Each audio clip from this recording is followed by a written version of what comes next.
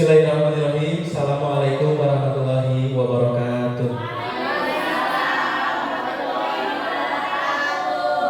Alhamdulillah, puji dan syukur marilah kita panjatkan kehadirat Allah Subhanahu wa taala bahwasanya pada siang hari ini kita masih diberi nikmat sehat sehingga dapat berkumpul dalam ruangan ini dalam keadaan sehat walafiat insyaallah ya Bapak dan Ibu.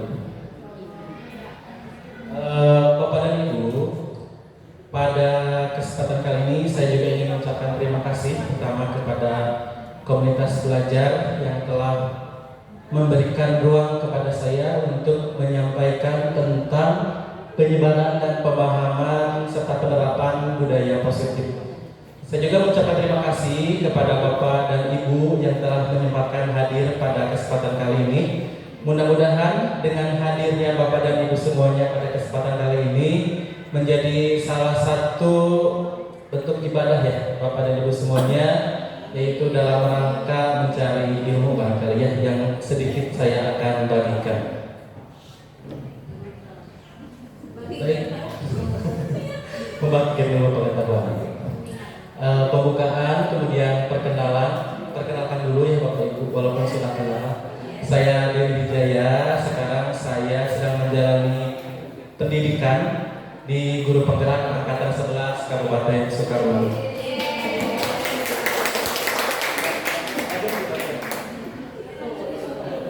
Oke, pada kesempatan kali ini saya akan menyampaikan tentang budaya positif. Mungkin materi ini tidak asing bagi Bapak dan Ibu karena sebelum-sebelumnya sudah dibahas oleh beberapa orang rekan guru yang lain ya, diawali oleh Bu Lucy, kemudian Pak Yoga, dan yang masih baru, masih hangat oleh Bu Yuri ya. Walaupun demikian, mudah-mudahan dengan pemahaman tersebut, penguasaan kita terhadap konsep budaya positif ini semakin bagus ya, sehingga bisa menebalkan upaya kita untuk mewujudkan pendidikan yang positif gitu, yang berpihak pada murid ya, seperti yang didengungkan oleh kurikulum mereka pada saat ini.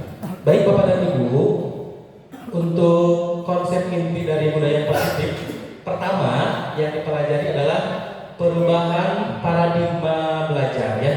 Yang kedua disiplin positif, kemudian nilai-nilai kebajikan, kebutuhan dasar manusia, selanjutnya ada motivasi perilaku manusia, posisi kontrol guru, keyakinan kelas, dan yang terakhir segitiga restitusi.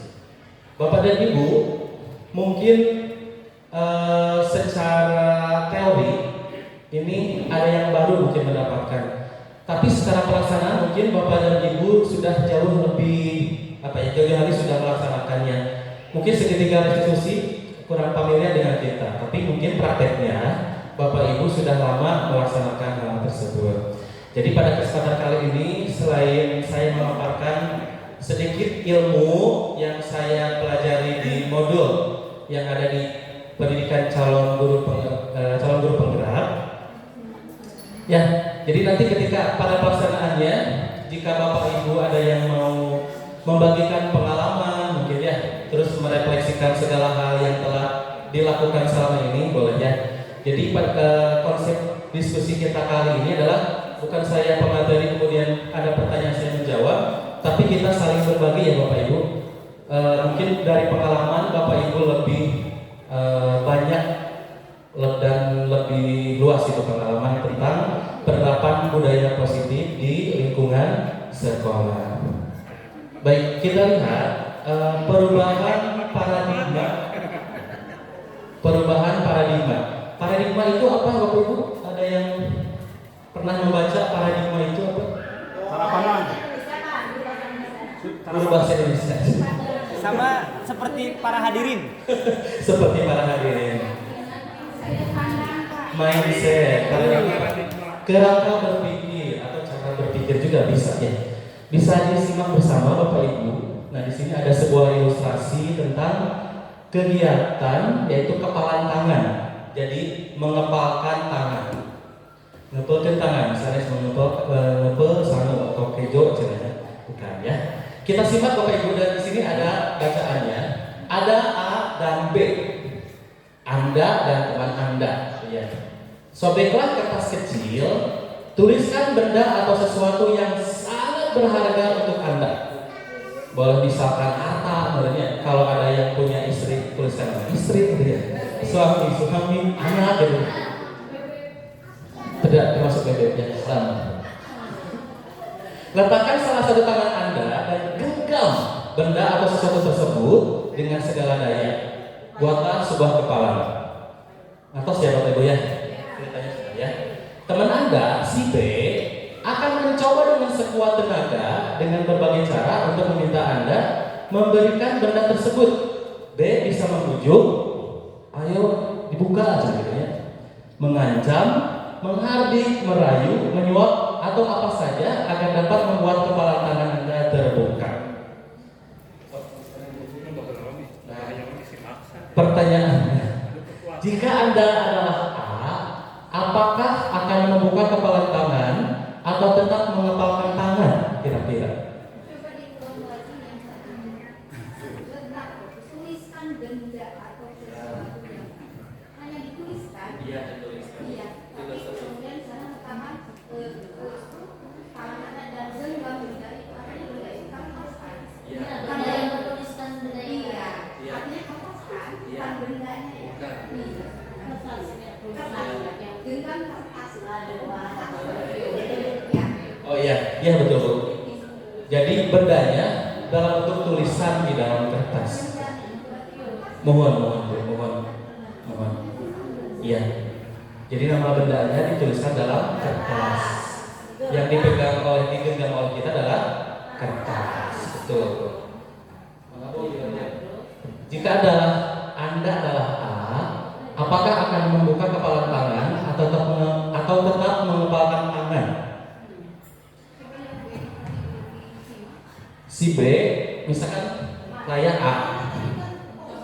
Oh iya betul. Iya. Saya A, kemudian saya menuliskan benda yang menurut saya paling berharga tapi dalam bentuk tulisan di kertas. Kemudian kertasnya digenggam dengan sekuat tenaga. Kemudian si B, teman kita, akan meminta membuka si kepala tangan kita gitu. Dengan bisa dengan cara merayu, memaksa, menghardik dan sebagainya, mengancam bisa. Kira-kira kalau kita jadi si A, apa yang akan kita lakukan? Apakah dengan sukarela membuka kepala tangan kita, atau bagaimana kira-kira? Oke, mempertahankan. Terus apa lagi?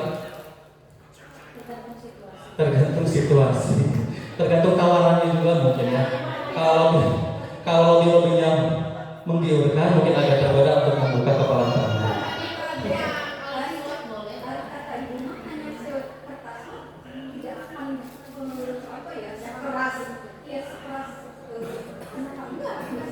Oh iya betul. Kalau sesuatu yang pasti berharga itu sudah menjadi benda. Iya. Kalau ketika diminta apa supaya Ya. Betul. Ini hanya ilustrasi saja mungkin Bu ya. Ini hanya ilustrasi saja. Iya, tentang sesuatu hal yang berharga menurut kita. Kira-kira bagaimana? dulunya kan pasti kita akan mempertahankan. Iya betul, akan mempertahankan. Betul. Iya betul. Iya. Salah satu jawabannya adalah akan tetap mempertahankan apa yang menjadi sudah milik kita, gitu ya. Iya. Ibu. Dalam kegiatan ini, jadi menuju ke sini.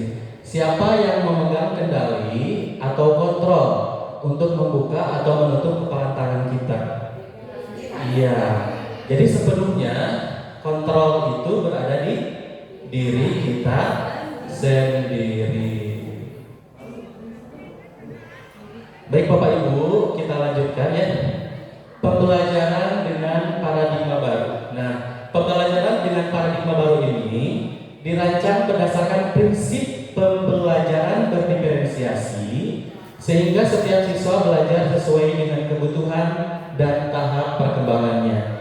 Pada ujungnya nanti akan bermuara pada profil pelajar Pancasila yang sedang kita laksanakan ya di setiap proyek-proyek itu. yang ada 5, yaitu mandiri, beriman dan bertakwa, kemudian berpendidikan global, bergotong royong, kreatif, dan bernalar kritis. Oh ya, maaf. Iya. Apa Bu? Oh ya. Selanjutnya, nah di sini ada tadi ilustrasinya adalah mengepalkan tangan. Yang diilustrasikan di kepalan tangan kita itu ada sesuatu yang berharga menurut kita. Nah di sini ada miskonsepsi tentang teori kontrol. Pertama, ilusi guru dapat sepenuhnya mengontrol murid. Ya. Yang kedua, ilusi bahwa semua penguatan positif efektif dan bermanfaat. Yang ketiga, ilusi bahwa kritik dan membuat rasa bersalah mampu menguatkan karakter. Yang keempat, ilusi bahwa orang dewasa berhak memaksa. Nah, berikut penjelasannya. Silakan Bu dilanjut. Oke. Yang pertama, ilusi guru mengontrol murid. Bisa disimak Bapak Ibu tulisannya di depan. Pada dasarnya kita tidak dapat memaksa murid untuk berbuat sesuatu. Itu secara alamiah ya. Karena semua orang punya independen sendirinya untuk mempertahankan apa yang dia punya atau prinsip yang dia yakini seperti itu. Kalau murid tersebut memilih untuk tidak melakukannya, walaupun tampaknya guru sedang mengontrol murid, hal demikian terjadi karena murid sedang mengizinkan dirinya untuk dikontrol oleh orang lain. Jadi kalau misalkan kita di kelas sering menemukan misalkan saya ketika mengajar fisika, ketika mengarsen singkulahnya jadi bara robo gitu ya. Jadi kedatangan kita teh seolah-olah tidak diharapkan gitu ya. Ya. Berarti pada kondisi tersebut anak belum mengizinkan dirinya untuk dikontrol oleh guru. Nah, saat itu bentuk kontrol guru menjadi kebutuhan dasar yang dipilih oleh murid tersebut. Nah, ketika si murid menurut teori ini ya, ketika si murid sudah mulai memperhatikan guru, berarti dia sudah apa? Sudah mengizinkan dirinya untuk dikontrol oleh guru dan menganggap bahwa belajar adalah salah satu kebutuhannya. Jadi kalau misalkan, kalau menurut asumsi saya, ketika kita menemukan siswa yang cenderung tidak mau diatur, tidak abai lah gitu, kita menjelaskan dia punya acara sendiri di belakang misalnya, berarti pertama dia belum mau dikontrol oleh orang lain. Dan yang satu lagi adalah apa? Dia belum menjadikan belajar sebagai suatu kebutuhan. Jadi patogeniahnya, orang ingin memberikan pembelajaran yang terbaik bagi siswa, tapi siswanya merasa tidak butuh gitu. Makanya masalah-masalah di kelas mungkin salah satunya timbul dari persoalan tersebut, antara nggak mau dikontrol dan belum menjadikan belajar sebagai suatu kebutuhan. Itu ya yang saya pahami Bapak Ibu. Dilanjutkan Bu. Ilusi bahwa semua penguatan positif efektif dan bermanfaat. Betul ya. Pengalaman saya meyakini bahwa hal penguatan positif yang diberikan kepada siswa itu sangat efektif dan bermanfaat. Tapi menurut teori ini katanya penguatan positif atau bujukan adalah bentuk-bentuk kontrol. Segala usaha untuk mempengaruhi murid agar mengulangi suatu perilaku tertentu adalah suatu usaha untuk mengontrol murid tersebut. Jadi sama ya, walaupun niatnya positif, tapi ketika si murid belum membuka dirinya untuk dikontrol oleh orang lain atau guru, maka usaha dari guru akan sia-sia atau tidak berhasil. Oke, yang selanjutnya. Oke, lanjut ya. Ilusi bahwa semua penguatan positif efektif dan bermanfaat. Kita lihat. Oke, penguatan positif atau bujukan adalah bentuk-bentuk kontrol. Kemudian dalam jangka waktu tertentu kemungkinan murid tersebut akan menyadarinya dan mencoba untuk menolak rujukan kita, atau bisa jadi murid tersebut menjadi tergantung pada pendapat sang guru untuk berusaha. Ya. Jadi yang jelas perkembangan dari seorang murid itu memang harus berasal dari dirinya gitu ya. Hal yang baik saja mungkin suatu saat akan diabaikan oleh murid gitu ya, apalagi hal-hal yang kurang baik. Yang selanjutnya, ilusi bahwa kritik dan membuat rasa bersalah mampu menguatkan karakter. Misalkan ketika ada anak yang melakukan kesalahan, kita mengkritiknya, kemudian kita memasukkan anak itu ke dalam situasi yang membuat si anak merasa bersalah. Nah, ternyata menurut teori ini adalah kurang tepat begitu ya. Penjelasannya bisa disimak bersama di depan. Menggunakan kritik dan rasa bersalah untuk mengontrol murid menuju pada identitas yang gagal gitu ya. Mereka belajar untuk merasa buruk tentang diri mereka. Mereka mengembangkan dialog diri yang negatif. Jadi ketika kita mengkritik mungkin bukan pada tempatnya, bukan pada situasi yang tepat, mereka akan terus memikirkan sehingga akan terbentuk image diri yang negatif gitu. Jadi overthinking pangintennya, murah kali itu. Merasa tidak berguna, merasa terus bersalah dan sebagainya. Yang selanjutnya adalah ilusi bahwa orang dewasa berhak memaksa. Nah, kita sebagai guru, mungkin saya pengalaman saya sebagai guru, terkadang saya merasa punya kuasa untuk memaksakan kehendak kepada anak. Seringkali saya melupakan bahwa yang kita hadapi itu adalah individu independen yang sudah dewasa, yang mampu sudah punya keinginan untuk menentukan nasibnya seperti itu. Nah, bisa disimak yang penjelasannya, dibaca bersama. Ya, Pak Bu. Bisa kita terapkan. Misalnya ya. Ya.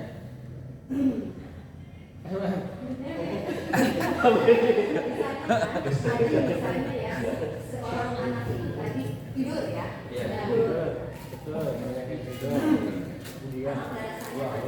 Tidaknya ya. Kemudian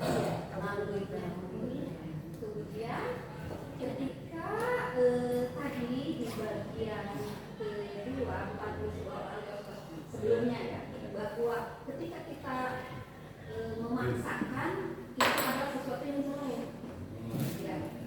Kemudian bahwa lebih berkuat lagi di sini, bahwa orang yang sedang memaksa ini lebih dulu lagi pada saat menyadari bahwa dia memaksa itu tidak efektif. Nah, kenyataannya kan kita ada yang tidur tuh di kelas ya, kita paksa dia ikut belajar di rumah. Ya. Kalau dia biarkan terus, dia tidur terus, tidak ikut. Gimana tuh ya? Padahal di sini kan dia memaksa, ada efek jelek, gagal-gagal tadi. Pada kenyataannya kita memaksakan dia ikut belajar besar. Iya betul. Nah, dari pendapat Bu Ina tadi bahwa termasuk di sini Bu ya, ketika misalkan kasusnya ada anak yang tertidur di kelas, tapi kondisinya ketika disandingkan dengan teori yang barusan, kita tidak bisa memaksakan terhadap anak untuk itu kan Bu ya. Artinya kan malah kita semua tuh ya. Iya. Anak untuk bangun kan. Iya betul. Tidurnya dilanjutkan, ya pemahaman dulu. Senang tidurnya dilanjutkan pemikiran ini. Enggak Bu. Barangkali dari rekan yang lain, Bapak dan Ibu lain ada yang pengalaman tentang hal ini.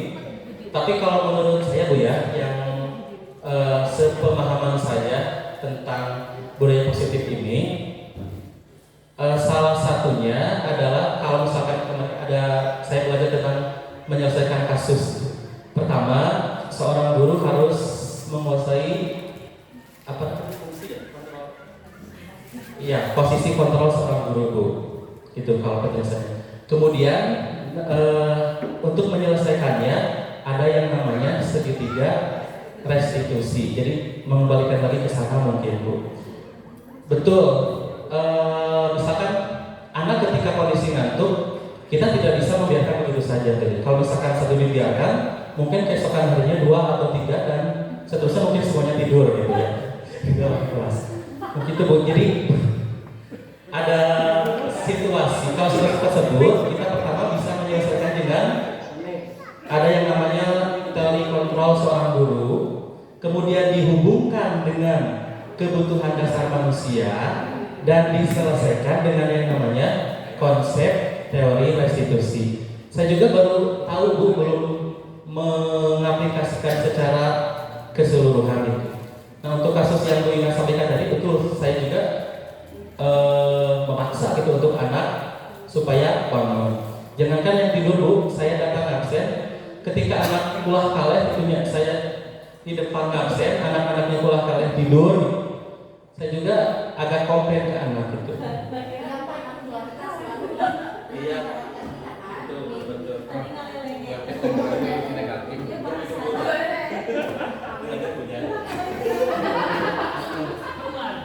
Baik kepada Ibu, yang selanjutnya adalah mengubah paradigma stimulus respon ke pendekatan teori kontrol.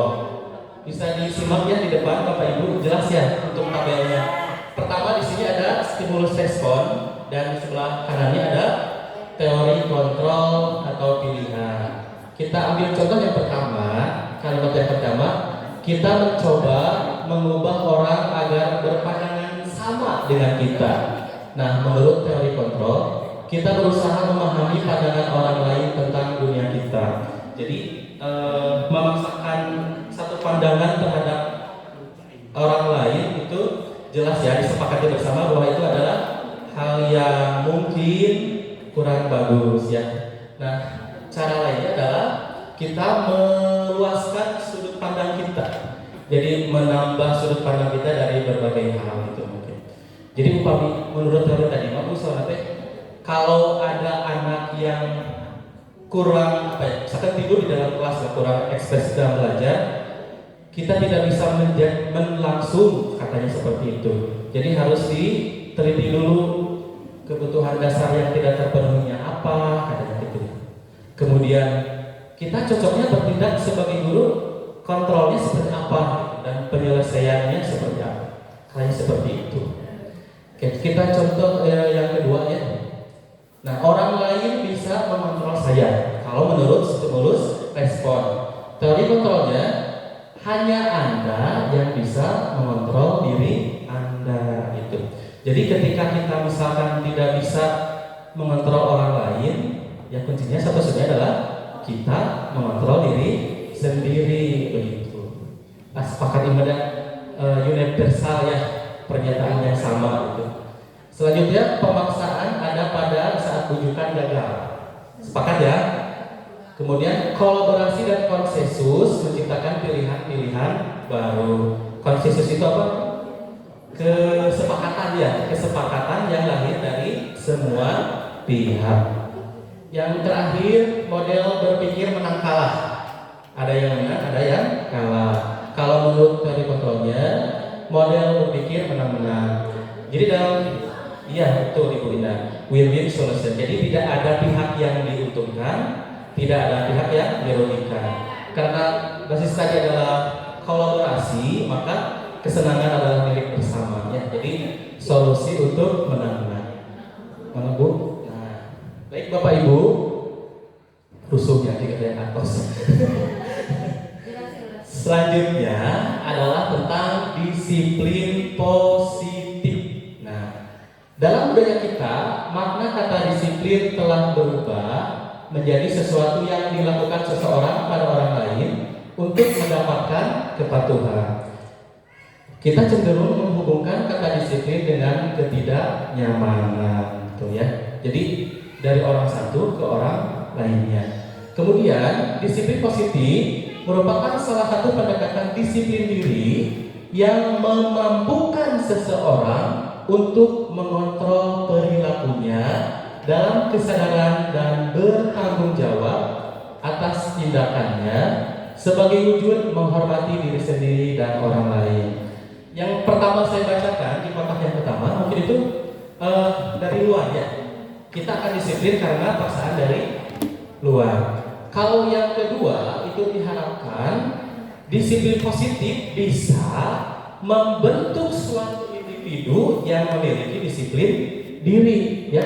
Itu ditandai dengan apa tadi? Kesadaran dan bertanggung jawab. Nah, kesadaran dan bertanggung jawab ini sebagai wujud apa? Menghormati diri sendiri dan orang lain.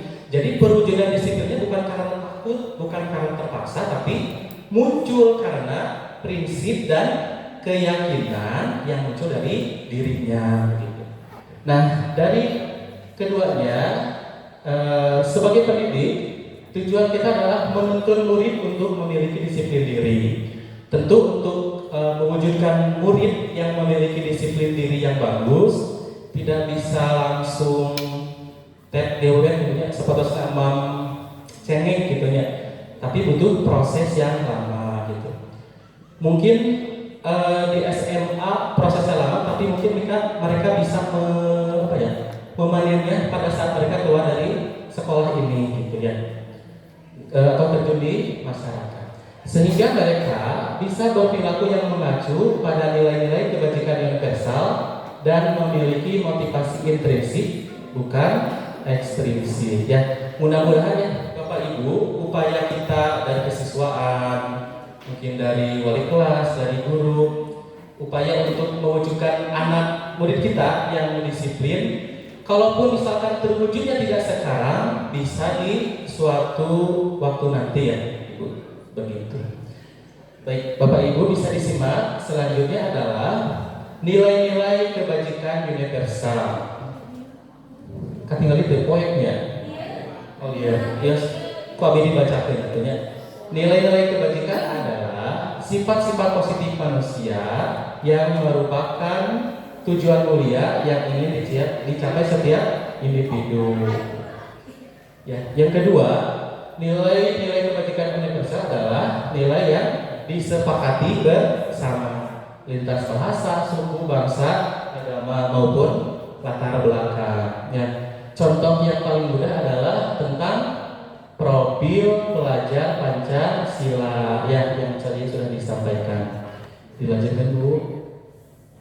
Nah, lanjutannya ya, nilai-nilai kebajikan yaitu nilai-nilai apa tadi yang disepakati bersama, terlepas dari suku bangsanya apa, agamanya apa, bahasa maupun latar belakangnya. Nah, biasanya nilai-nilai kebajikan ini muncul dari suatu konferensi misalnya. Kalau misalkan dulu saya ingat belajar PKN ya, pendidikan kewarganegaraan waktu SMA di kelas 11, ada misalkan konvensi atau traktat gitu ya yang suka memunculkan nilai-nilai perjanjian Ibu Ina yang disepakati bersama. Nah, di sini contohnya adalah profil pelajar Pancasila ya, IDO Primary Years Program PYP, ada toleransi, rasa hormat dan komitmen ujungnya. Kemudian ada keterampilan hidup atau life skill, dapat dipercaya, lurus hati, kemudian tidak merendahkan orang lain dan memberikan yang terbaik dari diri, baik untuk dirinya sendiri maupun untuk lingkungannya. Nah, yang selanjutnya di sini Bapak Ibu adalah kebutuhan dasar manusia. Apa itu kebutuhan dasar manusia? Nah, segala sesuatu yang kita lakukan untuk mendapatkan apa yang kita inginkan gitu ya. Kemudian kebutuhan dasar manusia bisa juga disebut sebagai seluruh tindakan yang kita lakukan. Nah, itu memiliki tujuan tertentu ya. Jadi segala aksi yang kita lakukan itu pada dasarnya apa? Memiliki tujuan yang jelas ya, atau tujuan tertentu. Kemudian semua usaha terbaik yang kita lakukan adalah dalam rangka agar kebutuhan dasar kita terpenuhi dengan baik.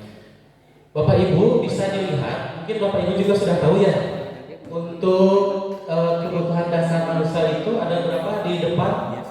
Ada 4. Yang pertama ini paling basic yaitu bertahan hidup. Ya, tentang kebutuhan dasar itu bertahan hidup. Kemudian Iya, Pak.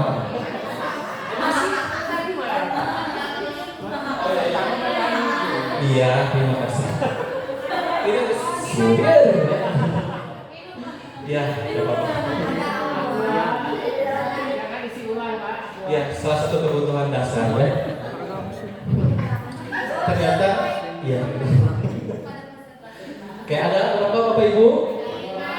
5. Terima kasih sudah konsentrasi ya. Ya. Pertama, bertahan hidup ya, bertahan hidup itu kebutuhan yang dasar yang paling dasar di sana ya.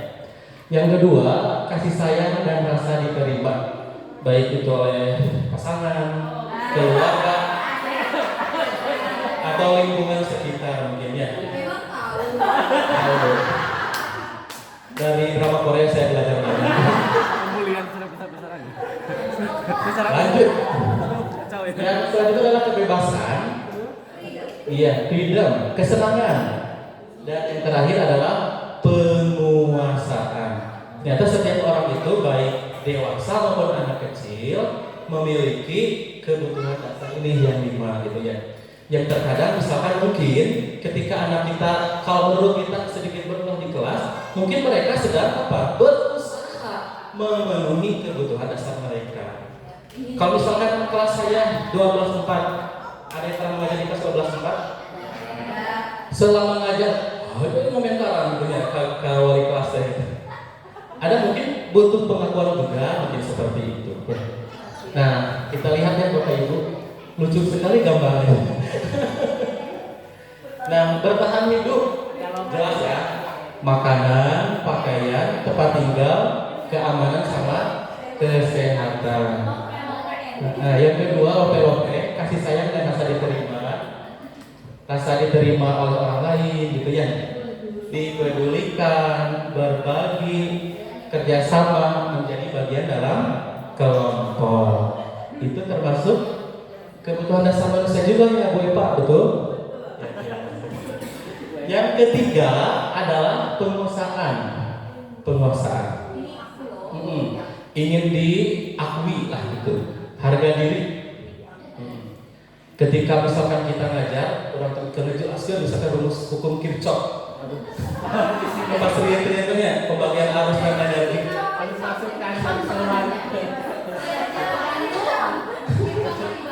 Ya, Kirchhoff dibantu. Anak misalkan tidak fokus, kan kita ingin dihargai ya. Saya sedang menjelaskan gitu, tolong hargai saya. Kemudian, aku tidak ada, kenapa kalian merhatiin aku gitu? Enggak ya. Kemudian yang yang keempat ya, kebebasan. Ternyata semua orang memiliki kebutuhan dasar yang namanya kebebasan. Itu mandiri, memiliki pilihan, mencoba hal baru, mampu mengendalikan arah dirinya. Nah, ya. Jadi yang terakhir kesenangan, bermain, humor, antusiasme dan tertawa. Nah, selanjutnya di sini ada motivasi perilaku manusia. Ya, secara umum kan motivasi itu ada dua ya. Ada yang datangnya dari luar, ekstrinsik. Ada yang berasal dari dalam diri kita atau intrinsik. Nah, penjelasannya. Pertama, untuk menghindari ketidaknyamanan atau hukuman. Berarti apa di sini? Motivasi ekstrinsik gitu. Kemudian untuk mendapatkan imbalan atau penghargaan dari orang lain. Ini termasuk juga contoh dari motivasi ekstrinsik. Nah, yang paling kita harapkan yang mana Bapak Ibu? Yang bawah mungkin ya. Kalau saya secara pribadi, saya mengharapkan kepada murid saya itu mereka memiliki motivasi intrinsik, yaitu untuk menjadi orang yang mereka inginkan dan menghargai diri sendiri dengan nilai-nilai yang mereka punya. Jadi motivasinya berasal dari lahir dari mereka sendiri itu tanpa ada paksaan. Coba refleksikan Bapak Ibu. Kira-kira termasuk kita mungkin ya, anak-anak kita lah, murid-murid kita. Ya, saya sendiri lah. Kira-kira motivasi mereka mentaati tata tertib sekolah lah. Kira-kira Karena hal apa? Kebanyakannya takut hukuman ya. Mungkin ada ya yang sudah menjadi bagian dari kebiasaan mereka ya. Mudah-mudahan saja seiring berjalannya waktu ya, dari berbagai upaya dari sekolah, kesiswaan ya, keagamaan, guru, wali kelas, yang awalnya mungkin sekarang dianggap sebagai suatu paksaan karena takut dihukum gitu. Mudah-mudahan suatu hari nanti motivasi tersebut berubah menjadi motivasi yang memang berasal dari diri, ya, dari kepatuhan mereka sendiri, betul Bu, dari dalam diri mereka sendiri. Baik, selanjutnya, nah di sini ada perbedaan apa? Yang pertama itu hukuman, konsekuensi dan restitusi. Baca tuh Bapak Ibu. Biar suka dibaca tuh ya. Oke, hukuman. Ciri-cirinya tidak terencana atau tiba-tiba. Murid tidak tahu apa yang akan terjadi atau tidak dilibatkan. Bersifat satu arah, berarti kalau misalkan di sekolah itu dari guru ke murid, dan mungkin dari murid ke guru yang menghukum. Yang terakhir berupa hukuman fisik atau psikis. Kalau fisik berarti dirajam misalkan. Psikis atau mungkin dari perkataan gitu ya, di depan umum atau sebagainya. Mungkin hukuman itu berupa hukuman. Kemudian konsekuensi. Nah, terencana atau disepakati sesuai peraturan. Tapi biasanya kesepakatannya, misalkan dari guru, misalkan saya guru fisika, ketika masuk ini kesepakatan belajar fisika ya, plok gitu. Nah, tidak melibatkan siswa ya. Tapi dampaknya apa? Murid tetap dibuat tidak nyaman. Kemudian sikap guru selalu memonitor murid. Ini mungkin yang sedang saya laksanakan mungkin ya. Konsekuensinya gimana lagi ya? Kemudian yang ketiga adalah restitusi. Nah ini yang pengetahuan baru yang menurut saya, wah itu hebat gitu ya, yang menciptakan teori ini gitu kalau menurut saya ya. Restitusi contohnya adalah proses menciptakan kondisi bagi murid untuk memperbaiki kesalahan, proses kolaboratif yang mengajarkan murid untuk mencari solusi sendiri. Nah, di sini ada posisi kontrol guru. Yang pertama adalah seorang penghukum, ya, yang menjadi seorang penghukum. Kedua, pembuat merasa bersalah. Yang ketiga, teman. Yang keempat, pemantau. Yang kelima, manajer. Oke. Kira-kira dari kelima ya, Bapak Ustadi. Bapak Ibu sering yang mana kira-kira? Penghukum, teman. Terus yang mana lagi? Manajer. Semuanya pernah ya. Tergantung situasi mungkin ya. Iya, beres. Nah, di sini ada contoh penerapan 5 posisi kontrol guru. Kasusnya ini ya Bapak Ibu, siswa tidak memakai atribut lengkap saat upacara bendera. Mari kita lihat ketika sebagai penghukum apa yang diucapkan oleh guru gitu ya. Nah, penghukum, hormat pada bendera selama 1 jam. Hormat. Ini adalah kalau misalkan seperti itu berarti kita sebagai penghukum. Kemudian membuat merasa bersalah. Jadi si anak dibuat oleh kita seperti merasa bersalah gitu ya. Berapa kali Bapak harus memberitahu kamu selalu saja mengecewakan Bapak gitu. Atau misalkan dalam nada yang datar gitu ya. Berapa kali Bapak harus Lakor.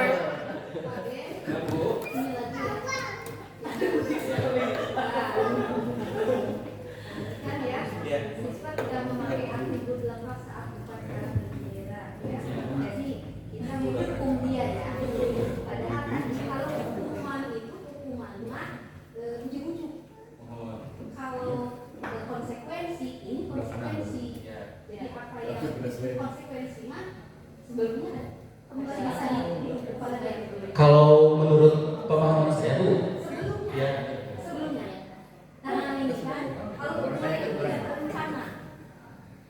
tercela ya. Tiba-tiba misalnya melakukan kesalahan apa ya, dipoek, nah itu hukuman. Tapi ketika sudah ada perjanjian tidak mengikuti tata tertib, konsekuensi tidak ada. Tapi misalkan tidak atribut sekolah tidak lengkap, konsekuensinya menghormati bendera itu tertulis seperti itu. Kalau tertulis seperti itu, mungkin maksudnya ada konsekuensi. Jadi yang saya pahami mah, kita hanya sebagai penghukum. iya itu. Jadi konsekuensi mas selalu ada tertulis aturannya gitu bu. Sepatos kapung kurma pas abi zaman awal-awal honor dia, ayah poin gini ya namanya. Nah semacam itu konsekuensi. Kalau kamu tidak A, maka kamu akan B gitu. Seperti itu mungkin bu. Ben, pada dewa harus.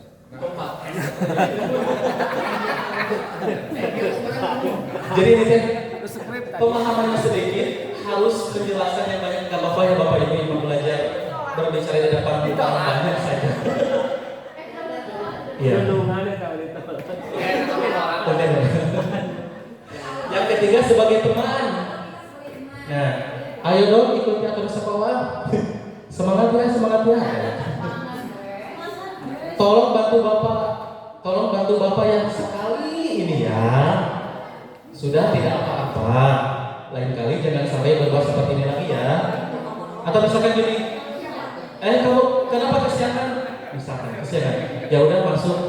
Jangan duduk dulu, tos dulu sama bapak. Nah, ya. Jangan seperti itu. Kebiasaan malah jadi ngelunjak. Ya, lanjut ya. Yang keberapa ya Bu? Pemantau. Nah, kalau pemantau dari sini kalimatnya adalah salah satu dari beberapa kalimatnya adalah kamu sudah melanggar peraturan sekolah. Jadi kalau pemantau sama tadi seperti konsekuensi. Leres. Jadi mengingatkan kepada aturan yang telah disepakati. Ya, kamu tahu konsekuensinya apa? Nah, kalau pacaran kamu boleh atribut di koperasi dan jangan diulangi lagi. Jadi sangat berarti salah oke boleh. Tertangani dan ekonomi lancar. Yang terakhir adalah sebagai manajer. Kalau dalam ekonomi mungkin berbeda ya. Kalau di sini adalah pertanyaannya seperti ini. Apakah kamu tahu kesalahanmu? Nah, jadi anak diajak untuk menyadari, kamu ya merefleksikan apa yang kesalahan apa yang kamu lakukan. Jadi tidak langsung ditunjuk kamu. Nah, ya langsung betul. Nah, leres gitu. Ya. Kira-kira bagaimana kamu memperbaiki kesalahanmu? Tapi terlalu lebih ya, lama diulang lagi kan?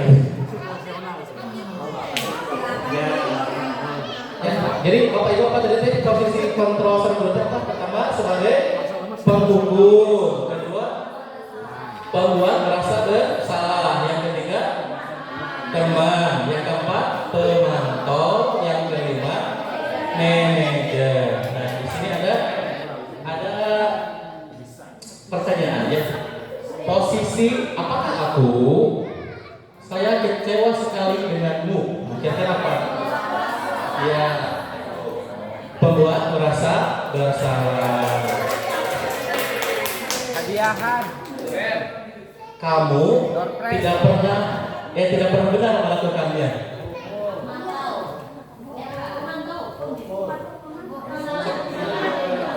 Oh, apa rencanamu untuk menyelesaikan masalah ini? Ayolah, lakukan ini ya. Kamu tidak akan kamu tidak akan mendapatkan kamu tidak akan mendapatkan nilai jika tidak mengerjakan tugas ini sebagai pemantau. Pemantau itu erat kaitannya dengan apa? Konsekuensi ya. Ada dampaknya. Nah, yang selanjutnya adalah keyakinan kelas. Ini fotonya dari Bu Rima. Mengapa keyakinan kelas? Kenapa harus namanya keyakinan kelas? Tidak peraturan kelas. Kenapa? Kita lihat jawabannya. Nah, sini ya.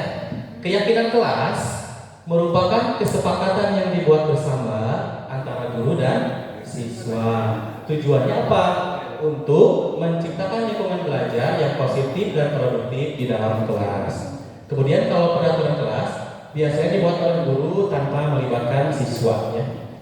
Peraturan kelas tetap penting ya Bapak Ibu, tapi keyakinan kelas akan memberikan manfaat lebih. Karena apa tadi? Karena dalam pembuatannya melibatkan siswa di dalamnya. Bu. Nah, kemarin saya mencoba untuk membuat keyakinan kelas karena salah satu tugas seperti itu ya. Hal-hal yang pertama adalah bersifat abstrak. Seperti disiplin itu kan abstrak ya. Berupa pernyataan universal, artinya bisa disepakati oleh semua dan berbagai kalangan. Kemudian dibuat dalam pernyataan positif. Sedikit saja konkret, misalkan 3 poin atau 4 poin maksimal, supaya mudah diingat. Sesuaikan dengan kondisi kelas dan sekolah sehingga mudah diterapkan. Mungkin kalau misalkan datang masuk jam berapa gitu, kita kan letaknya di daerah yang mudah akses gitu ya, akses kendaraan. Berbeda halnya mungkin ketika keyakinan kelasnya, sekolahnya berada di daerah yang akses kendaraannya tidak lancar, gitu. Mungkin berbeda ya. Semua warga sekolah atau yang warga kelas dilibatkan saat membuat keyakinan kelas. Nah, berikut tayangan video pembentukan keyakinan kelas di kelas 12/4.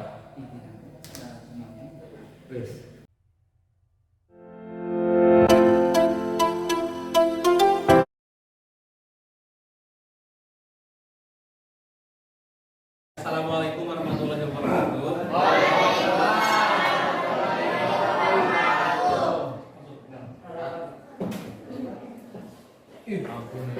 Oke, hari ini untuk pembelajaran fisikanya di BEM dulu ya. Hari ini kita akan membuat tentang keyakinan kelas. Beda tidak dengan kesepakatan. Ya, bedanya apa coba? Kalau kesepakatan mas di bapak, misalnya gini, kalian harus gini. Kalau keyakinan kelas harus berasal dari kalian. Ya. Dibangunkan dulu teh di barang kita mau saja pelajaran.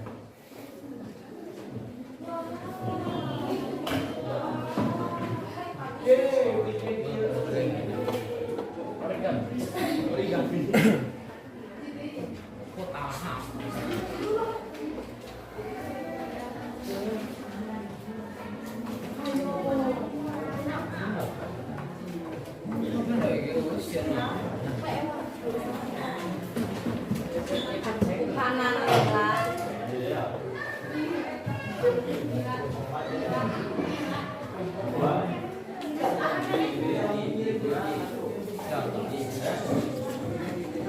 Jadi ya,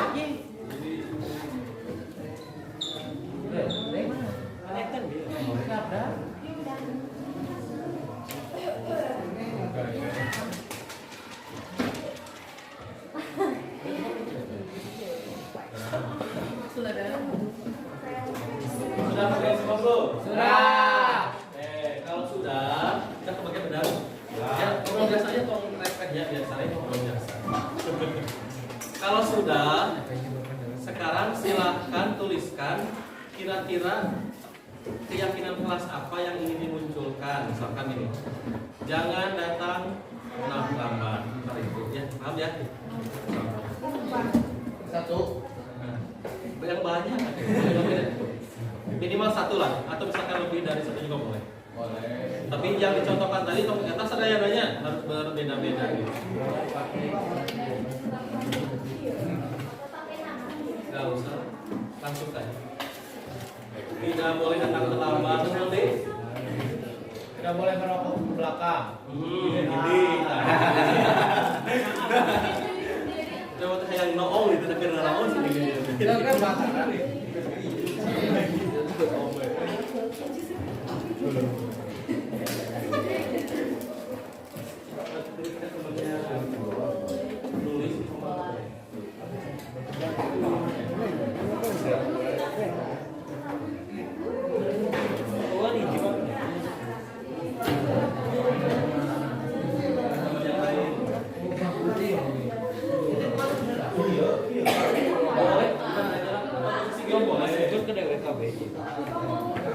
Posisi vertikal gini boleh.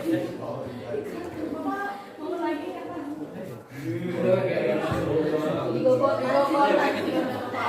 Vertikal saja gini lah, coret aja kalau misalnya sudah terlanjur ya. Misalkan apa tadi jangan terlambat. Terus tadi kan hiji aja ini ya. Karek kamu sembarang. Sok apa lagi? Jangan terlambat terus nih. Jaga kebersihan. Nanti jangan buang sampah Sembarangan. Yang besar tulisannya ya. Kalau kecil-kecil itu. Ya, buat gambar.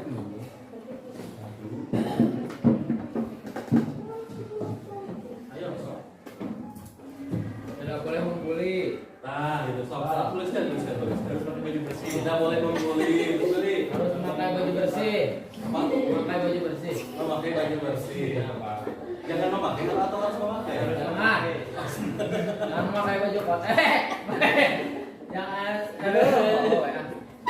Jangan. Memakai baju apa? Ya, itu apa? Dibully.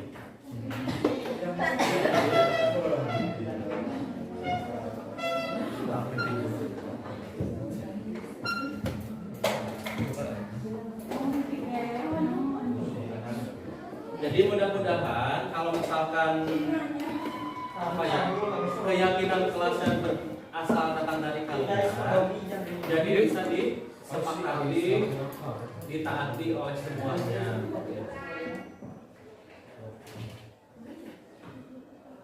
Sudah? Sudah belum? Saya mikir untuk dikomunikasi singkat yuk. Kira-kira peraturan apa yang menurut kalian harus dilaksanakan di kelas ini apa? Atau saya maksudnya? Ya, teruskan. Peraturan apa yang menurut kalian harus diterapkan di kelas ini? Pak. Sudah? Nah, kalau sudah, sok dipasangkan oleh masing-masing saja. Kalau ya, lem. Sok ke depan. Sudah.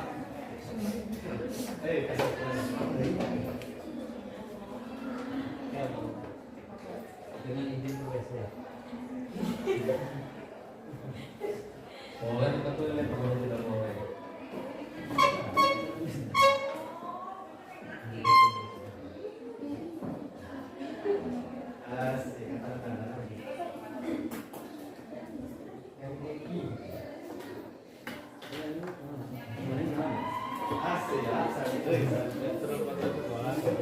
Sudah Pak Gas? Sudah.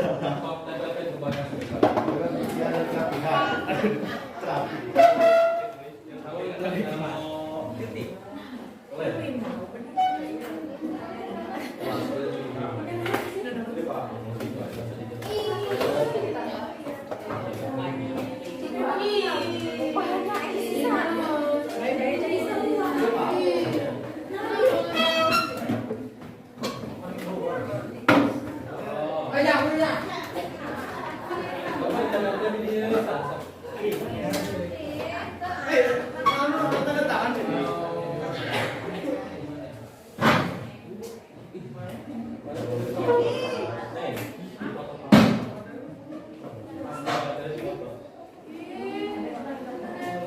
Gak apa-apa, gak apa-apa. Tidak boleh makan. Jangan mulai kelas.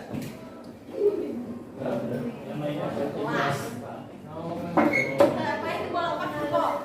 Main bola. Main bola di kelas. Ujang.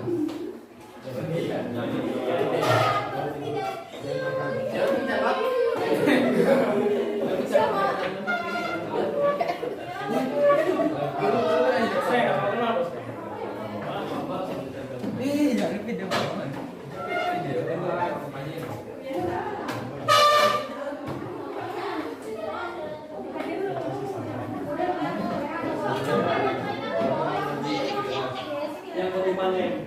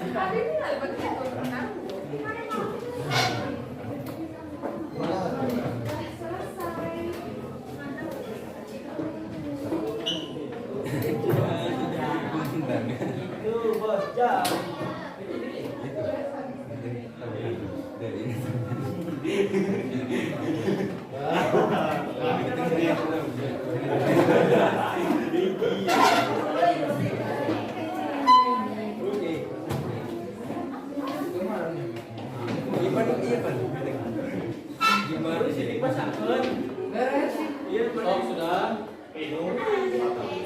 Dengan berbicaranya yang aktif ya. Oh, sudah Pak. Soalnya nanti kalau Bapak telepon ya. Ya Pak. Oh iya Pak. Ya. Ayo sudah, kita akan teman ke atas. Baik buku.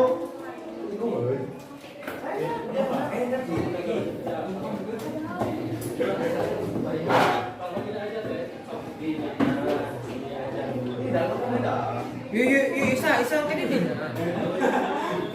Boleh di mana? Tarang memang. Dengan judes.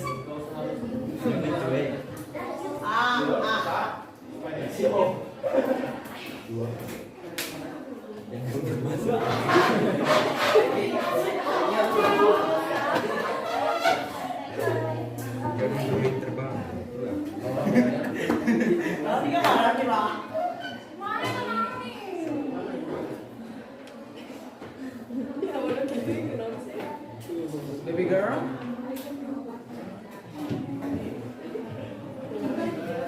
Iya kan? Panggilan sampai dalamnya. Udah Pak.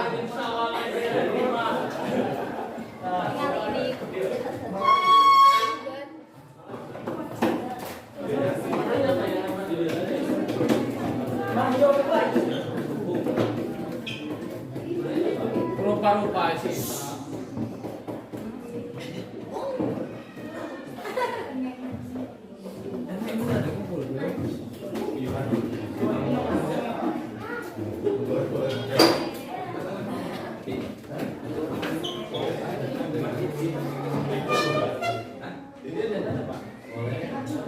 Kahalangan kok ada nanti dalam.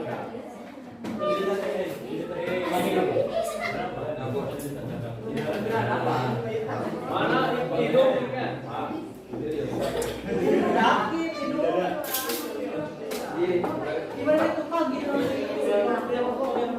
Itu dia halangan atas rajang doang Mardi.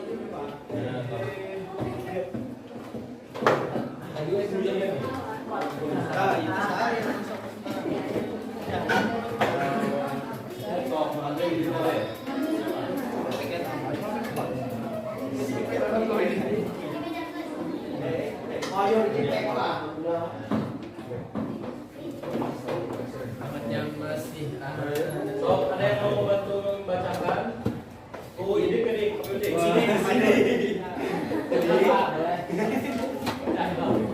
bentar Pak. Sama Eki. Boleh nanti kan dia berdua gitu kan. Kali kita saja. Mon. Naik Pak.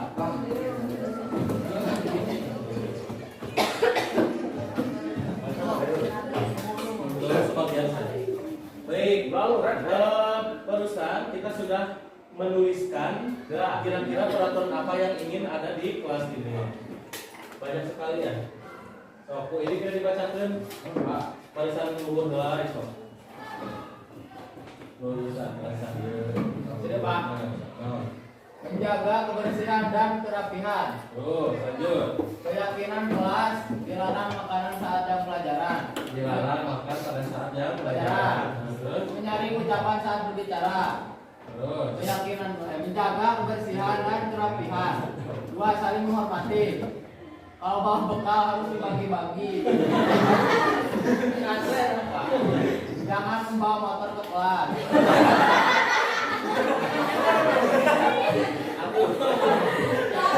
Jangan ngomong kasar, jangan gak masuk, jangan judes, jangan berisik, jangan bolos. Tiga, harus melaksanakan piket sesuai jadwal. Tidak boleh melempar-lempar kertas. Hindari banyak ngomong di kelas. Harga guru yang hargai guru yang masuk harus disikuin. Disiplin. Butuh naksar ya Allah. Sekarang disikuin. Butuh naksar mana? Harus rapi baju dimasukkan. Hindari banyak hutang dana.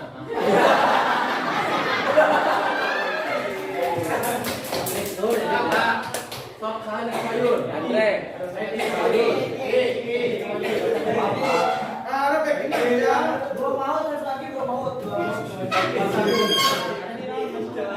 Berapa acara nih kayak strategi? Yang masukkan. Sok kuy bacakeun. Diantarkan kelas 12-4, jangan membuli, menjaga kebersihan, memakai baju bersih, jangan berkata kasar, jangan bolos saat jam pelajaran, Terus? jangan terlambat sekolah. Terus ini tahu dia. Iya. Jangan melakukan pelajaran salah, jangan bolos, dilarang berisik jika pelajaran sedang dimulai. Ini apa jadi baca?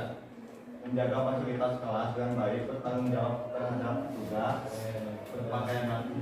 Yang ini apa yang ini? Apa ini? Baca. Uang kas harus aktif lagi dan jadwal piket harus berjalan. Terus? Yang ke belakang pada saat jam pelajaran dicatat. Terus lagi kembali sendiri.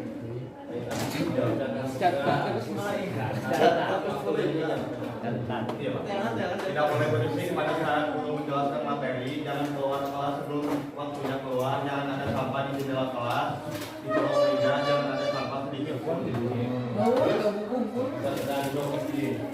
Mau dilanjut bersama siapa? Randy. Ayo borang Randy. Tapi baca singkat ya. Pakai tadi.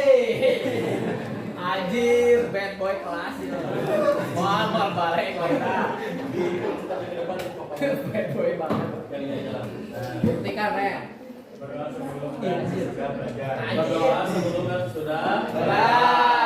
Terus Menjadi murid yang disiplin dan rajin belajar. terus. Hadir tepat waktu, minta izin sebelum keluar kelas. Mengumpulkan tugas tepat waktu, partisipasi dalam perlombaan. Jangan berisik saat KBM dimulai, tidak boleh berkata kasar saat di kelas.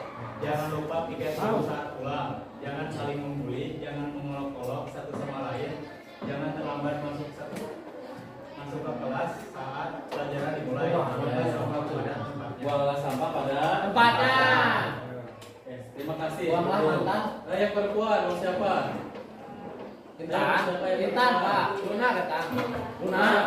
Siapa? Mila. Ipi kecil. Ipi kecil. Iya.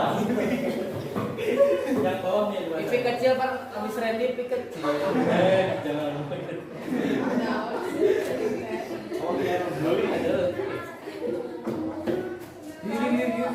Kelas saat pulang sekolah yang kebagian jadwal piket di hari itu. Jangan lewatkan pelajaran. Terus? Jujur dan bertanggung jawab, kerjasama, tepat waktu dan disiplin, menghargai proses belajar, menjaga kebersihan dan pelatihan. Jangan main judi di kelas. Hindari jangan main pornografi, jangan telat masuk ketika pembelajaran, jaga kebersihan kelas, disiplin dalam pembelajaran. Yang tidak tiket didenda. Setiap ada perlombaan harus mengirimkan. Menjaga kebersihan kelas, lebih kompak dan spirit acara, datang tepat waktu. Tidak boleh memakai make up. Jangan membuang sampah sembarangan. Jangan memakai Jangan make up. kebisingan, jangan bicara kotor atau kasar. Jangan datang terlambat, jangan saling menggurui, dan menghargai sesama lain. Terus yang terakhir? Kompak ketika mengerjakan tugas Memakai filter IG. Terima kasih Mila. Sudah memaksakan. Baik, boleh bertanya. Dari yang dibacakan oleh Cindy, kemudian Eki dan Mila. Randy. Yang sering muncul itu apa tadi? Randy, apalagi maaf. Kebersihan kelas. Eki Kebersihan. dan Mila. Pertama apa? Kebersihan, membuli. Menjaga kebersihan Kelas. Berarti harus menjaga kebersihan kelas ya. Pertama, menjaga Kebersihan kelas. kebersihan baik di dalam kelas maupun di Luar kelas. ya, di rumah sama ya. Yang kedua apa yang kedua tadi? Jangan berisik, terus orang tadi teh jangan membuli, terus tadi Jangan sekolah, jangan tidak sekolah. jangan berisik, terus tadi ya. Jangan bawa motor ke kelas. Tadi teh apa coba? Itu teh termasuk apa? Harus saling apa berarti kita teh?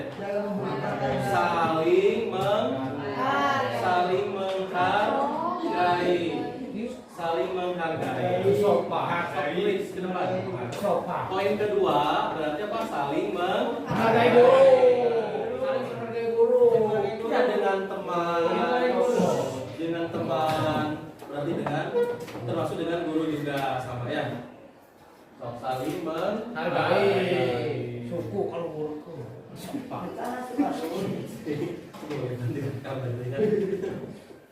Saling menghargai. Terus yang ketiga apa? Tidak boleh meminjam dana. Masuk kelas tepat waktu, tidak boleh bolos. Terus apa lagi tadi? Yang minta izin harus jelas alasannya ya. Berarti baru bagian apa tadi teh? Jangan telat, Pak. Oh, telat. Dulu. 10 apa? Waduh.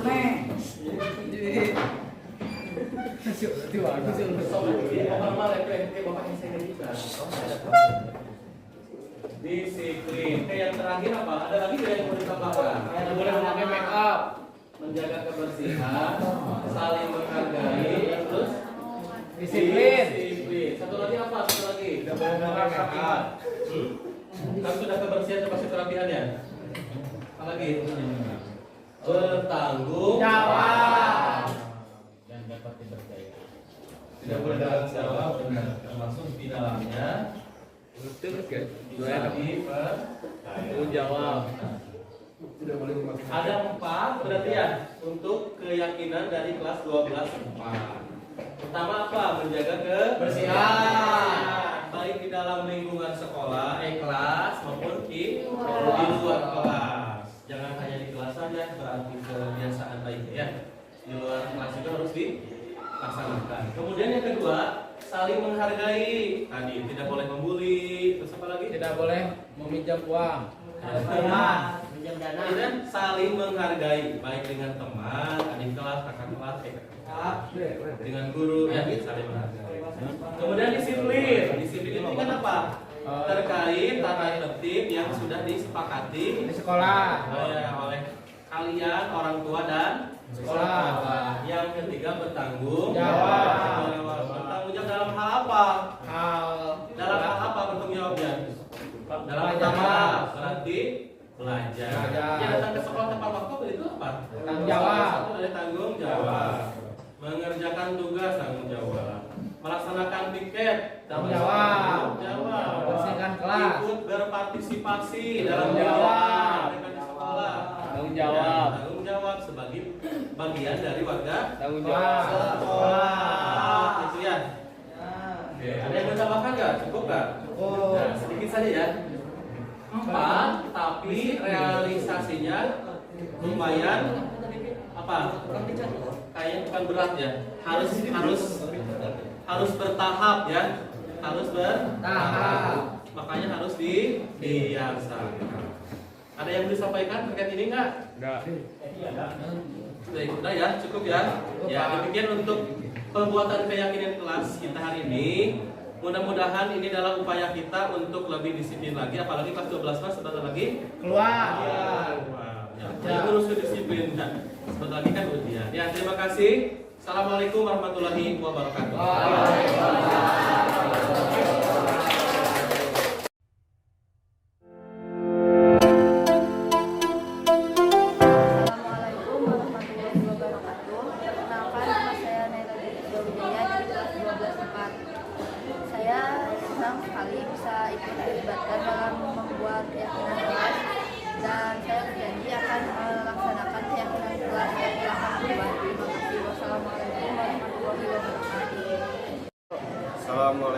warahmatullahi wabarakatuh.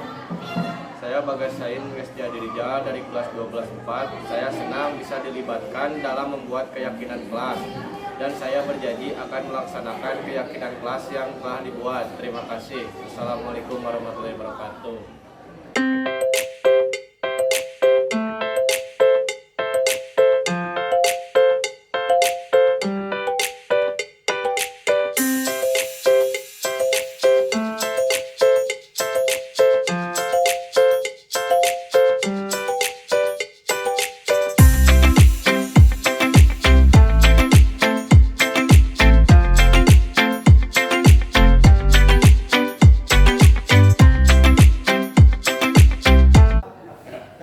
Sedikit penjelasan tentang membuat keyakinan kelas.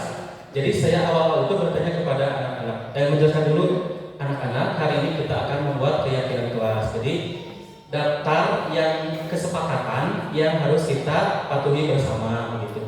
Kemudian saya menyuruh anak-anak saya 12/4, coba menurut kalian aturan apa atau apa yang harus yang harus ada di kelas ini. Misalkan kemarin ada yang menyebutkan jangan membuli, gitu. Jadi masih kalimat negatif ya, jangan membuli. Misalkan. Terus jangan suka melempar-lempar kertas, gitu. Nah dari kalimat itu kan suka banyak yang seperti itu. Jangan membuli, jangan melempar-lempar kertas, jangan mengambil barang orang lain, jangan menghina. Nah dari beberapa kalimat itu bisa kita gabungkan dengan cara apa? Kalau positifnya saling menghargai atau saling menghormati. Jadi kemarin yang terpilih itu dikerucutkan saling menghormati atau menghargai, kemudian disiplin, satu lagi bertanggung jawab. Oke, yang terakhir mungkin ya Bapak Ibu, segitiga restitusi, yaitu suatu proses dialog yang dijalankan oleh guru agar dapat menghasilkan murid yang mandiri dan bertanggung jawab. Nah, di sebelah kanannya ada sebuah gambar itu yang dikenal dengan segitiga restitusi ya, yang sebagian orang juga sudah mungkin tahu ya. Apa itu? Yang pertama ada menstabilkan identitas, nanti kita bahas ya. Yang kedua validasi tindakan yang salah. Yang ketiga menanyakan keyakinan. Nah, menstabilkan identitas. Nah, berdasarkan prinsip pembuat kesalahan adalah bagian dari proses pembelajaran. Jadi kita menanamkan pada siswa bukan menormalisasi bahwa kesalahan itu boleh, bukan.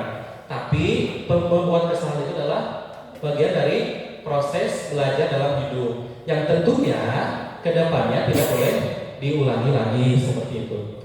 Nah, kata-katanya gini ya, saya juga mengambil dari modulnya. Tidak ada manusia yang sempurna, misalkan.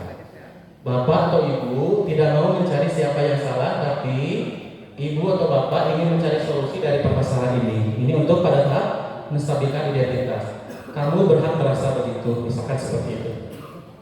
Atau misalkan kemarin saya mencoba mempraktekkan segitiga restitusi ini pada kelas 12/4 ya. Yang pertama, anaknya tidak hadir, kabur pada pelajaran PAI.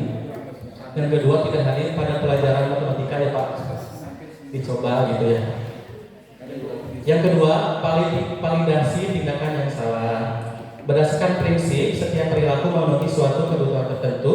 Nah, pertanyaannya mungkin kalimatnya bisa seperti ini. Kamu pasti punya alasan mengapa melakukan hal itu. Kamu patut bangga karena telah melindungi sesuatu yang penting buatmu.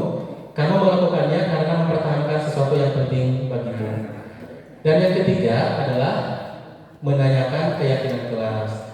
Berdasarkan prinsip teori kontrol bahwa pada dasarnya kita termotivasi secara intrinsik. Jadi pada tahap menanyakan keyakinan kelas ini kita memunculkan walaupun kecil ya motivasi intrinsik yang dimiliki oleh siswa. Apa yang keyakinan kelas kita? Gitu ya. Kalau misalkan anak saya yang kemarin tidak hadir di pelajaran PAI dan matematika, mengakui Pak, tidak hadir. Komite dipanggil ke depan. Kurun ke Bapak, alasannya kira-kira kenapa dipanggil oleh Bapak? Tidak hadir langsung menjawab katanya. Kalau Sidik sama Eki, kesalahan apa tidak hadir pada pelajaran PAI? ketika di kota emang ada hal lain yang membuat mereka tidak hadir gitu. Kan pada waktu itu ada di tes membaca gitu, jadi belum lancar mungkin seperti itu.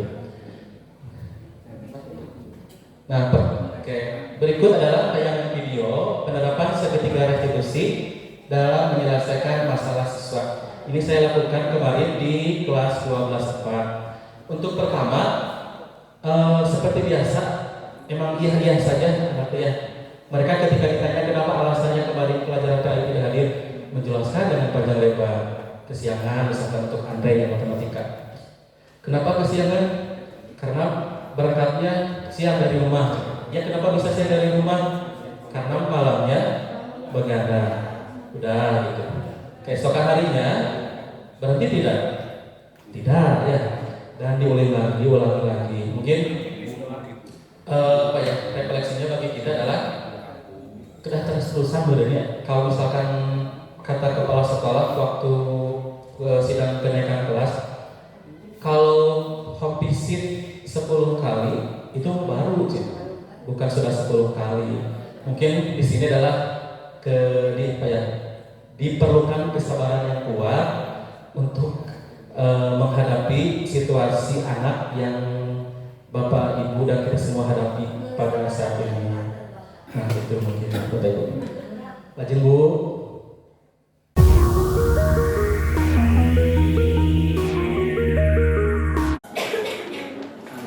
Kira-kira kenapa Arek disuruh ke depan kelompok tadi?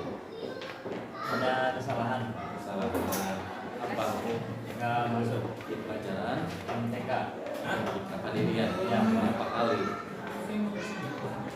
Dua kali kata Pak Dewi seperti itu. Jadi Bapak Dewi kemarin mendapatkan informasi dari Pak Dewi. Hal ini wali kelas 12/4-nya ini Andre sudah 2 kali katanya tidak hadir. Ya. Kenapa tidak hadir? Pertama mah hari Selasa ya. Hari Selasa. Yang pertama itu deh. Ya. Oh yang pertama. Terus kesiangan tidak masuk. Ya, Pak. Terus udah yang keduanya coba kata Pak Dewi gitu sama teman-temannya ada di sekolah tapi tidak masuk kelas. ya Pak, Tidak masuk. Sengaja itu Pak. ya Pak. Tiap hari Selasa atau di hari yang lain. Ada yang lain yang cuma sedang, kan ada dua pelajaran Dua kali. Ya. Kenapa itu? Itu nggak nanya ya. Oh, karena hari sebelumnya tidak masuk. Ya, Pak. Hari berikutnya tidak ada atau ditanya. Karena kesiangan ya. Kayaknya kalau masalah kesiangan bukan hanya di ada saja ya. Masalah di teman-teman ada juga sama seperti kesiangan. Tapi kalau misalkan tidak ada perubahan dari Andre, berarti kan akan terus-menerus seperti ini ya. Kesiangan terus meninggalkan pelajaran. Bukan membenarkan apa yang ada kesiangan ya, tapi berarti harus ada yang diubah. Enggak, harus ada yang diubah. Berarti ketika misalkan berangkatnya jam 7 kesiangan ke sekolah, berarti jam 7 sebelum jam 7 berarti harus sudah ada di sekolah. Alasan selain kesiangan apa tadi alasannya? Selain kesiangan atau ada yang lain gitu? Oke. Menurut Anda itu gimana? Salah. Nanti kalau salah gimana? Nggak diulangi lagi Pak.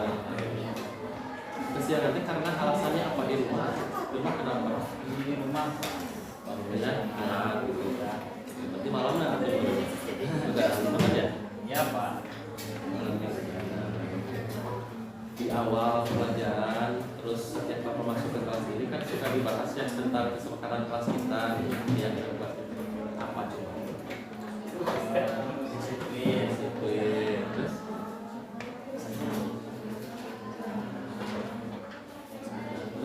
berarti kalau masuk sekolah harus tepat waktu. Kan sekolahnya ada aturannya. Berarti harus bagaimana kan aturannya? Harus dilaksanakan. Patuhi ya kalau aturan. Berarti dari dalam diri Ade ada perasaan ingin apa yang berubah? Ada Pak. Berarti masalahnya ada hanya itu saja ya, kesiangan saja di masing-masing. Kita juga baru mendapatkan informasi hanya dari guru belajar matematika saja ya. Alasannya karena baru kesiangan, kemudian untuk hari keduanya karena takut ditanya ya tidak masuk kelas. Nah nantinya tidak langsung hal itu ya.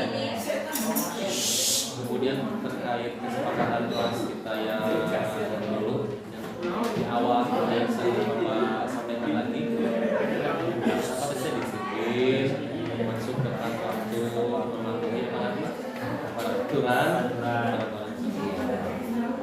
gitu ya. Jadi harapan Bapak Andre bisa full masuk lah, kecuali kalau misalkan sakit, makanya kalau sakit makan tidak bisa dipaksakan ya. Baik, untuk selanjutnya Bapak mau bertanya apa dari hasil diskusi kita hari ini?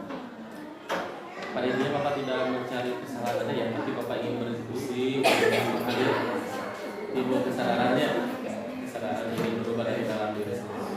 Kalau Bapak dicarikan mau gambarnya, ada marahi seperti itu. Tapi dari kejadian ini adalah ada kesiangan. Terus apa lagi? Salah peraturan. Kita sudah paham ya, dewasa. Selama diskusi ada perasaan apa? Nyaman, kan begitu. Apa? Nanti bisa menyampaikan ya apa yang akan disampaikan. Kemudian pembelajaran dari diskusi kita ini apa? Obrolan kita barusan apa? Pembelajaran yang bisa diambil bahwa Andre akan berubah ke depannya. Ya. Kemudian untuk perubahannya jelas ya, di Andre akan berubah termasuk mematuhi tata tertib yang telah cukup ya. Silakan lanjut ke Assalamualaikum warahmatullahi wabarakatuh. Waalaikumsalam warahmatullahi wabarakatuh. Ibrik, Sibik, dan sudah tahu kenapa harus ke depan? Tahu Pak, Sok dari Bapak yang hari ini. Kenapa? ada kesalahan, tidak masuk kelas Pak. Tadi itu kan di pelajaran GAI ya? Ya Pak. Kenapa coba dari situ dulu? Pak, kayaknya tidur tadi. Ya Pak. Ini tuh yang tidur ya, itu yang saya Oh talarang. Emang pas tadi itu materinya apa? Talarang. Ya, kalau kita akan paling Yang kabarin dulu yang hari ini juga. Kalau itu kenapa ingin tidur? Nanti malam tidur malam Pak. Ya. Hari ngantuk makan manusia terus tidak hafal juga intinya. Makan sebenarnya itu kan masalah umum ya. Ya Pak. Yang bisa dialami oleh semua siswa yang kalian punya hal-hal seperti itu. Tapi kalau misalkan itu berlanjut terus, kira-kira bagus tidak? Tidak Pak. Kira-kira tidak. Yang jelas tidak bagus ya. Ya Pak. Kalau berlanjut terus, walaupun misalkan di sebagian tempat mungkin dimaklumi karena dan sebagiannya tidak bisa.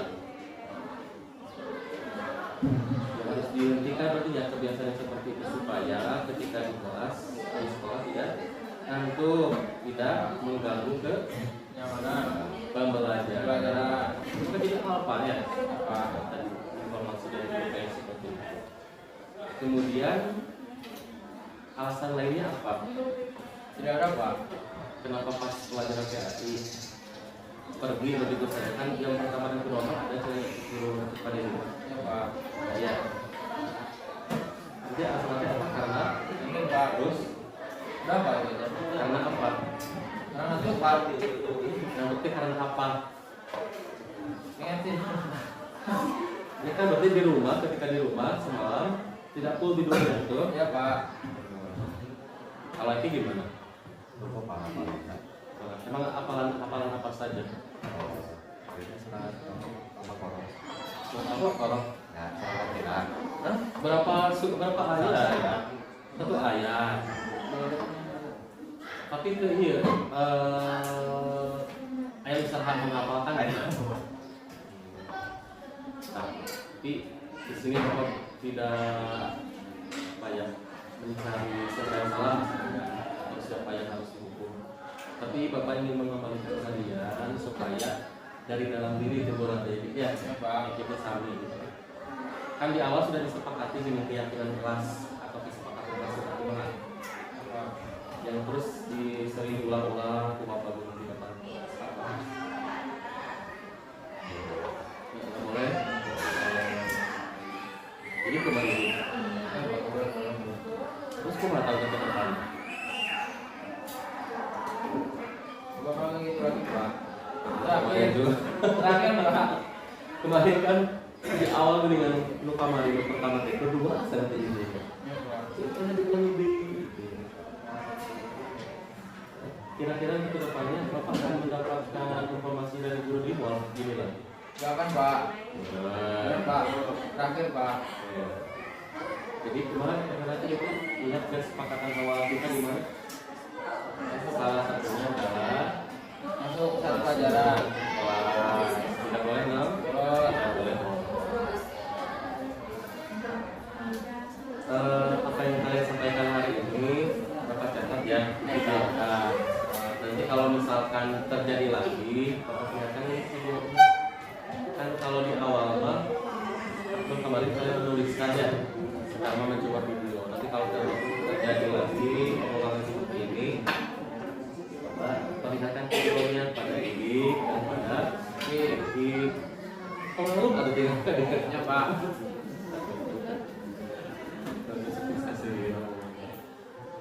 Nah, kemudian dari kejadian ini refleksi kejadian apa?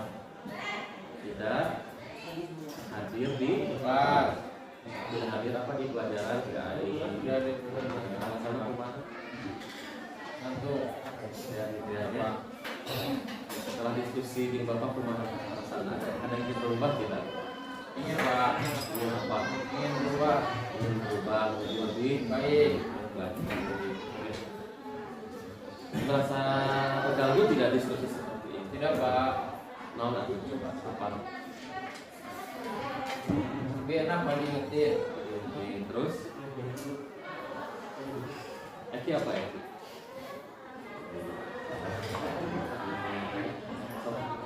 Tinggalin sama Pak. Ini Surya sini, Surya. Terus apa ya coba? Kan perbaikan jadi depo itu. Bismillah. Terus pembelajaran dari obrolan kita apa? Pembelajaran yang bisa diambil Ada Pak. Masuk Pak.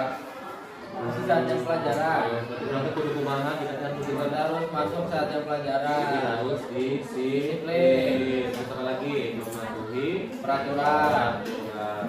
Ya, sekolah ini ada aturannya. Ada ketika kalian kesini kan ada kesepakatan yang harus disepakati, benar tidak? Waktu kelas 10 ada tanda tangan orang tua kan? Kan kita kesepakatan sekolah yang harus dipatuhi. Mulai dari rambut, pakaian, sepatu, aksesoris, jadi juga aksesoris. Terus kumaha ada rencana berubah tidak ini? Ada Pak. Nah, Ingin masuk pelajaran Pak. terus walaupun Pelajarannya ngantuk. terus Pelajarannya susah. susah Pak. kalau nanti ini gimana? Apa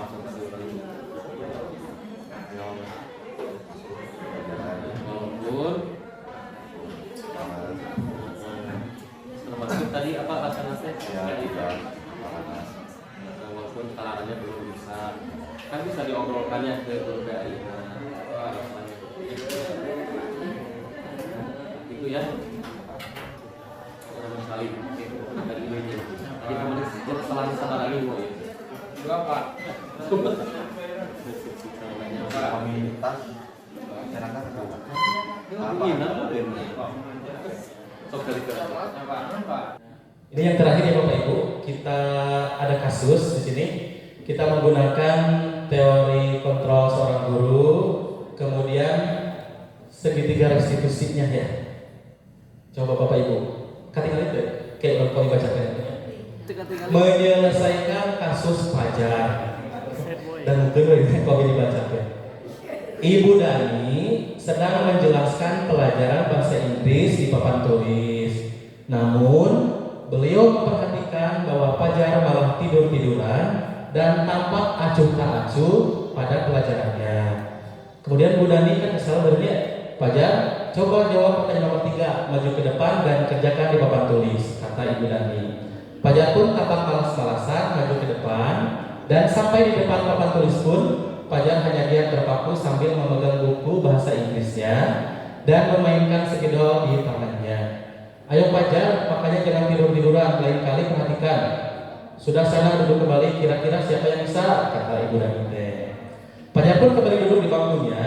Hal seperti ini sudah sering kali terjadi pada Fajar, seperti tidak memperhatikan, acuh tak acuh dan nilainya pun tidak terlalu baik untuk pelajaran bahasa Inggris. Ketika ditegur pun, Fajar hanya menjawab tidak tahu Bu. Nah, kira-kira menurut pemahaman Bapak Ibu, posisi kontrol apa yang diambil oleh Ibu Dani dalam pendekatannya kepada Fajar? Merasa bersalah. Kemudian apa lagi? Penghukum ada nggak? Sebagai teman. Sebagai teman ada tadi kalimatnya? Oke, kita lihat jawabannya ya. Nah, posisi kontrolnya adalah membuat merasa bersalah. Tergantung dari kalimatnya mungkin ya. Saya menuliskan ini. Ibu nanti menjawab diri, bagaimana kamu Fajar? Ibu sudah capek-capek mengajar kamu, tidak kasihan sama ibu.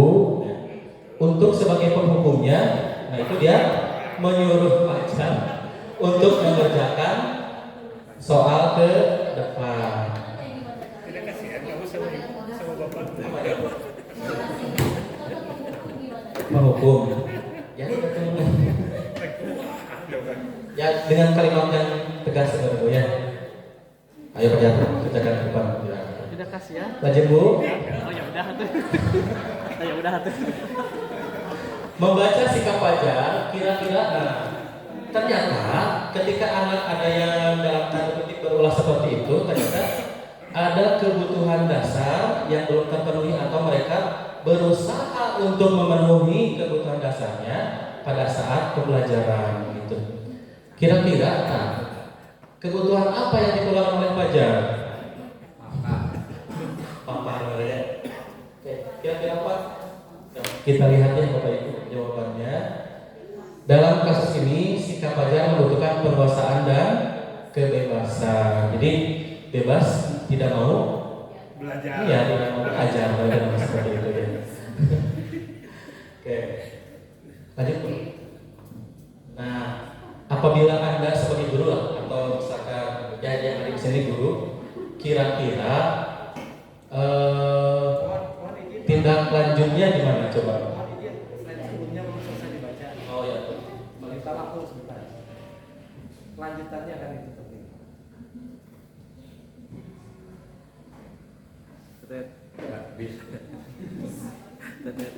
Kalau jawaban ini sudut pandang dari saya ya, mungkin sudut pandang dari rekan-rekan yang lain bisa berbeda. Mungkin. Kalau saya kenapa penguasaan dan kebebasan?